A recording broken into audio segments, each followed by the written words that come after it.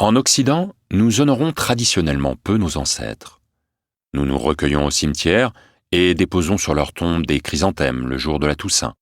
Mais nous ne leur laissons pas ou peu de place dans nos maisons et célébrons peu de rituels en leur honneur. Une société qui ne rend pas hommage à ses ancêtres se coupe de ses racines et, à long terme, est amenée à disparaître.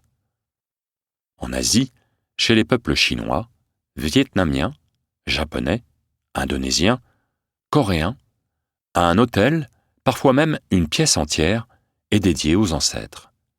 Une statue, des photos, des fleurs, de l'encens sont là pour honorer les aïeux. La famille se connecte ainsi à son éternité. Les descendants rendent hommage à celles et ceux qui les ont précédés. C'est pour certains l'un des premiers rituels de la journée. Allumer une bougie, faire brûler de l'encens, offrir de l'eau parfumée, du lait ou de l'alcool en fonction de sa culture, déposer des biscuits ou des fleurs, se prosterner, prier. Tous les rituels peuvent être adaptés à la tradition et à la sensibilité de la famille. Chacun peut solliciter la protection de la lignée qui, depuis un autre espace, continue de prendre soin des siens. L'histoire des ongodes. Le chamanisme mongol s'appuie sur la connexion aux ancêtres, qu'on nomme les ongodes. Ce sont les ancêtres de la lignée paternelle ou maternelle du chaman, appelé le relayeur, qui ont, de leur vivant, atteint une maturité spirituelle grâce à une existence vertueuse dans le respect des lois de l'univers. Les ongodes continuent à prodiguer soutien, conseils et enseignements depuis le grand ciel bleu éternel. Le chaman offre quotidiennement du lait à ses ongodes. Le lait représente l'énergie du peuple végétal qui a été transformé par le peuple animal et va nourrir le peuple des humains. Le chaman offre le lait au ciel en l'aspergeant d'un geste large devant la yourte à partir d'une cuillère à 9 cavités. Chaque trou correspond à un vœu, à une qualité à acquérir. Le lait est ainsi béni par le ciel et retourne à la terre pour la nourrir. L'offrande du lait est aussi pratiquée par les familles nomades en Mongolie. Elles commencent la journée par ce rituel. Dans certains cas, elles offrent de la vodka, notamment pour solliciter l'arbitrage ou l'aide des ongodes dans une situation complexe ou conflictuelle. Pour les chamans, l'héritage d'une famille est très dense sur 7 générations. L'influence se dissout ensuite progressivement, comme la flamme d'une bougie dont la chaleur devient moins chaude à mesure que l'on s'en éloigne. Un héritage matériel et immatériel. Nous héritons autant des qualités, titres et acquis de nos ancêtres que de leurs blessures ou souffrances. J'ai pu observer, depuis 30 ans que j'accompagne des groupes, combien les secrets de famille, les blessures, les abus cachés, les spoliations, les suicides qui ont marqué des ascendants pèsent sur les descendants.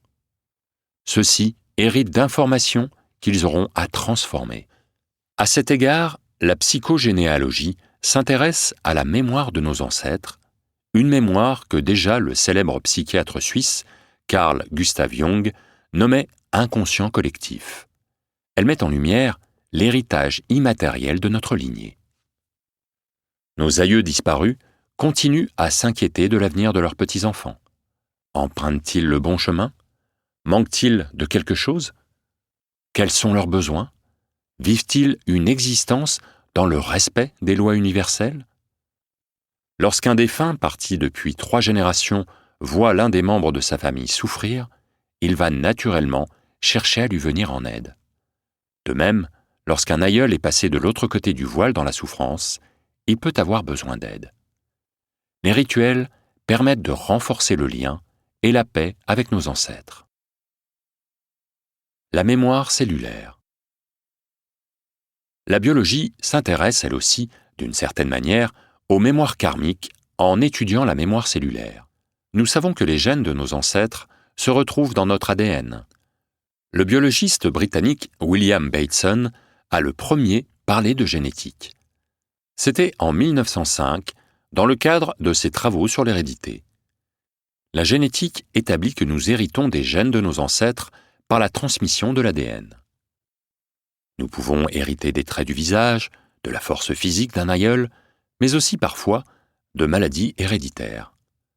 Notre hérédité est programmée, comme une séquence d'ordinateur. Mais en 1942, Conrad Waddington et d'autres chercheurs ont remis en cause ce point en introduisant la notion d'épigénétique. Celle-ci nous apprend que notre environnement, notre éducation, nos pensées, nos croyances ont un impact sur notre ADN qu'il peut être modifié. Nous pouvons donc en partie agir sur notre patrimoine génétique. Puisque rien n'est figé, les rituels peuvent nous permettre de transformer notre héritage. Quelles que soient les mémoires familiales dont nous avons hérité, honorer nos ancêtres nous permettra de vivre davantage en paix. Des rituels pour honorer vos ancêtres. Comme les peuples asiatiques, vous pouvez créer un autel des ancêtres. Son installation peut être très simple. Un blason, un écusson ou une pierre gravée d'un nom, de date importante ou d'un symbole qui fait sens pour vous. Ajoutez des photos, une statuette. Il n'est pas nécessaire de transformer votre appartement en sanctuaire. Un autel gagne à être discret et adapté à son environnement. La puissance de l'offrande est avant tout intérieure. Allumez quotidiennement une bougie, déposez des fleurs, une coupelle de riz ou d'eau.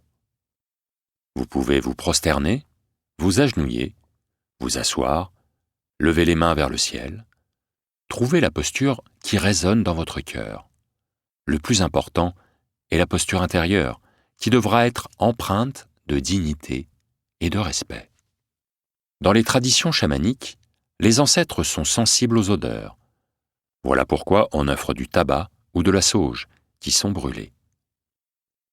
Vous pouvez vous connecter à vos ancêtres chaque matin, le premier jour du mois, aux dates anniversaires, de décès ou de naissance d'un ancêtre, aux nouvelles et pleines lunes, aux solstices et équinoxes.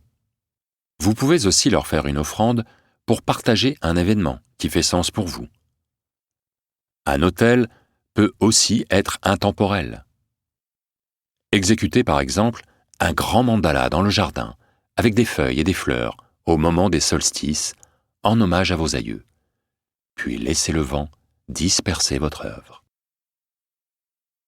Recevoir l'énergie de sa lignée. Lorsque nous avons la sensation de porter un héritage trop lourd, nous pouvons intervenir pour pacifier la situation et nettoyer la lignée, demander pardon ou pardonner, reprogrammer ce qui a besoin d'être transmuté, afin de recevoir la lumière de nos aïeux sans avoir à souffrir de la blessure de l'un d'entre eux. Un rituel pour pacifier votre lignée. Visualisez votre lignée derrière vous, dans votre dos, la lignée maternelle sur votre gauche et la lignée paternelle à droite. Juste dans votre dos, visualisez votre mère à gauche et votre père à droite dans un corps de lumière. Puis convoquez vos grands-parents, vos arrière-grands-parents, toujours les femmes derrière vous sur votre gauche et les hommes sur votre droite. Invitez-les à collaborer et à transmettre leur énergie. Invitez-les à vous autoriser à œuvrer dans ce monde en leur nom et au nom de votre lignée. Brûlez quelques feuilles de sauge et annoncez solennellement que vous purifiez à l'instant même les blessures, les écarts de conduite, les malfaisances qui ont été commis. Parce qu'il ne sert à rien de porter ce poids, redonnez-le à la terre. Posez vos deux mains, paumes contre le sol. En tant que descendant de la lignée, déclarez-vous apte à en pacifier les mémoires. Offrez à vos ancêtres, pour les remercier d'avoir contribué à ce rituel, du lait, des biscuits, de la nourriture. Une fois le rituel terminé, laissez la nourriture à disposition des oiseaux ou des petits animaux qui, ainsi en mangeant, participent eux aussi au rituel. Nos ancêtres ont vécu avant nous.